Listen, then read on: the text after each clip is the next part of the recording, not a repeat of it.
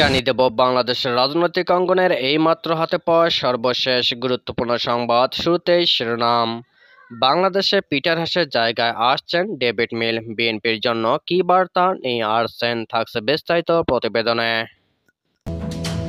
এরপর জানিয়ে দেব যে 19টি শর্তে সমাবেশের অনুমতি পেল বিএনপি, থাকছে বিস্তারিত প্রতিবেদনে। সবশেষে জানিয়ে দেব ভারতকে খুশি করতেই আওয়ামী লীগের রাজনীতি, বললেন গয়েশ্বর, থাকছে বিস্তারিত প্রতিবেদনে। এতক্ষণে শিরোনাম শুনছিলেন, এবার বিস্তারিত। বাংলাদেশের নতুন মার্কিন রাষ্ট্রদূত হিসেবে ডেভিড মিলের নাম ঘোষণা করা হয়েছে, যিনি এর আগে ঢাকায় ডেপুটি মিশন প্রধান ছিলেন। President Joe Biden David Slayton মিলকে ঢাকায় নতুন রাষ্ট্রদূত হিসেবে মনোনীত করেছেন বলে বৃহস্পতিবার হোয়াইট হাউস জানিয়েছে। 2021 সালের জুলাই থেকে এখানে রাষ্ট্রদূতের দায়িত্ব পালন করা পিটার হাসের স্থলাভিষিক্ত হবেন কূটনীতিক মিল। যুক্তরাষ্ট্রের পররাষ্ট্র দপ্তরে দীর্ঘদিন ধরে কাজ করা এই কূটনীতিক বর্তমানে বেইজিংয়ে মার্কিন দূতাবাসে উপমিশন প্রধান হিসেবে কাজ করছেন। বিবৃতিতে হোয়াইট হাউস বলেছেন, মিলের নাম অনুমোদনের জন্য সিনেটের কাছে পাঠানো হয়েছে। দ্বাদশ জাতীয় সংসদ নির্বাচনের আগে বাংলাদেশের ভোট নিয়ে যুক্তরাষ্ট্রের বিভিন্ন পরামর্শ, আলোচনা সমালোচনার সময় পিটার হাস অন্যতম প্রধান কূটনীতিক হিসেবে দায়িত্ব পালন করেন। নির্বাচন শেষের 5 মাসের মধ্যে বাংলাদেশ বিষয়ে অভিজ্ঞ ডেভিড মিলকে ঢাকায় পাঠাচ্ছে ওয়াশিংটন। অভিজ্ঞ কূটনীতিক মিল এর আগে 2014 সালে আগস্ট থেকে ঢাকায় মার্কিন দূতাবাস উপমিশন প্রধান হিসেবে দায়িত্ব পালন করেছেন। যে 19টি শর্তে সমাবেশের অনুমতি পেল বিএনপি চেয়ারপারসন বেগম খালেদা জিয়া সহ নেতাকর্মীদের মুক্তি ও তত্ত্বাবধায়ক সরকারের দাবিতে রাজধানী নয়াপল্টনের দলটিকে সমাবেশ করার অনুমতি দিয়েছে ঢাকা মহানগর পুলিশ ডিএমপি, তবে এই জন্য 19টি শর্ত দেওয়া হয়েছে। বৃহস্পতিবার 9 মে রাতে ডিএমপি উপ-পুলিশ কমিশনার অপারেন্স মোহাম্মদ আবু ইউসুফের স্বাক্ষর করা এক চিঠিতে বিষয়টি জানানো হয়। এতে বলা হয়, ঢাকা মহানগর বিএনপির উদ্যোগে নয়াপল্টনের সমাবেশ করতে চায় বিএনপি। দলটির আবেদনের পরিপ্রেক্ষিতে 19টি শর্ত যথাযথভাবে পালন সাপেক্ষে 10 মে বিকেল 3টায় নয়াপল্টনের কেন্দ্রীয় কার্যালয়ের সামনে সমাবেশ করার অনুমতি দেওয়া হলো। ডিএমপির শর্তগুলো হলো: 1 নাম্বার, এই অনুমতিপত্র স্থান ব্যবহারের অনুমতি নয়, স্থান ব্যবহারের জন্য সংশ্লিষ্ট কর্তৃপক্ষের নিকট থেকে অনুমোদন নিতে হবে। স্থান ব্যবহারের 2 নম্বর, স্থান ব্যবহারের অনুমতিপত্রে উল্লেখিত শর্তাবলী যথাযথভাবে পালন করতে হবে। 3, অনুমোদিত স্থানের মধ্যেই সমাবেশের যাবতীয় কার্যক্রম সীমাবদ্ধ রাখতে হবে। 4, নিরাপত্তার জন্য নিজস্ব ব্যবস্থাপনায় পর্যাপ্ত সংখ্যক স্বেচ্ছাসেবক আইডি কার্ড ধারণ সহ নিয়োগ করতে হবে। 5, অনুমোদিত স্থানের বাইরে বা সড়কের পাশে মাইক সাউন্ড বক্স ব্যবহার করা যাবে না। 6, অনুমোদিত স্থানের বাইরে বা সড়কের পাশে প্রজেক্টর স্থাপন করা যাবে না। 7, অনুমোদিত স্থানের বাইরে রাস্তা বা ফুটপাতে কোথাও লোক সমাবেত হওয়া যাবে না। 8, আজান, নামাজ ও অন্যান্য ধর্মীয় সংবেদনশীল সময় মাইক শব্দযন্ত্র ব্যবহার করা যাবে না।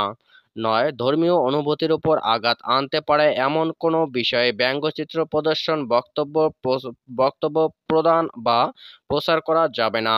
10, অনুমোদিত স্থানের আশপাশ সহ রাস্তার কোনো অবস্থাতেই সমাবেশ হওয়া সহ যান ও জনচলাচলে কোনো প্রকার প্রতিবন্ধকতা সৃষ্টি করা যাবে না। 11, সমাবেশস্থলে পতাকা, ব্যানার, ফেস্টুন বহন আড়ালে কোনো ধরনের লাঠি-সোঁটা রড ব্যবহার করা যাবে না। 12, আইনশৃঙ্খলা পরিস্থিতি ও জননিরাপত্তা বিঘ্নিত হয় এমন কার্যকলাপ করা যাবে না। 13, রাষ্ট্রবিরোধী কোনো কার্যকলাপ ও বক্তব্য প্রদান করা যাবে না। 14, উস্কানিমূলক কোনো বক্তব্য প্রদান বা প্রচারপত্র বিলি করা যাবে না। 15, জনদুর্ভোগ সৃষ্টি করে মিছিল সহকারে সমাবেশস্থলে আসা যাবে না। 16, পার্কিংয়ের জন্য নির্ধারিত স্থানে গাড়ি পার্কিং করতে হবে, মূল সড়কে কোনো গাড়ি পার্কিং করা যাবে না। 17, সমাবেশস্থলে আইনশৃঙ্খলা পরিস্থিতি অবনতি হলে আয়োজনকারী কর্তৃপক্ষ দায়ী থাকবে। 18, উল্লিখিত শর্তাবলী যথাযথভাবে পালন না করলে তাৎক্ষণিকভাবে এই অনুমতির আদেশ বাতিল বলে গণ্য হবে। 19 জনস্বার্থে কর্তৃপক্ষ কোনো কারণ দর্শানো ব্যতিরেকে এই অনুমতি আদেশ বাতিল করার ক্ষমতা সংরক্ষণ করেন। বর্তমান সরকারকে বয়কট করা অত্যন্ত জরুরি মন্তব্য করে বিএনপির স্থায়ী কমিটির সদস্য গয়েশ্বরচন্দ্র রায় বলেছেন, 1971 সালে দেশ স্বাধীন হলেও দেশের জনগণ এখনো স্বাধীন নয়। কাঁটাতারে বেড়ায় ঝুলছে বাংলাদেশ। আওয়ামী লীগ দেশের জনগণকে নয় বরং ভারতকে খুশি করতে রাজনীতি করে। তারপরও ভারত এ সরকারকে টিকিয়ে রাখতে পারবে না। তিনি বলেন, আওয়ামী লীগ সরকারই ভারতের সবচেয়ে নিকৃষ্ট পণ্য। এই সরকারকে বয়কট করা যেমন জরুরি, অত্যন্ত জরুরি, তেমনি বিদেশি পণ্য বর্জন করা উচিত। বৃহস্পতিবার 9 মে রাজধানীর সেগুনবাগিচায় Dhaka reporters unity DRU Nasrul Hamid মিলনায়তনে গণতন্ত্র, স্বাধীনতা, সার্বভৌমত্ব, অখণ্ডতা ও জাতীয় মর্যাদার প্রতি ভিনদেশি আগ্রাসন শীর্ষক এক আলোচনা সভায় প্রধান অতিথির বক্তব্যে তিনি এই মন্তব্য করেন। গণ অধিকার পরিষদের একাংশ এই আলোচনা সভার আয়োজন করে। এই সময় গয়েশ্বর বলেন, গণতন্ত্র কখনো আসবে কখনো যাবে।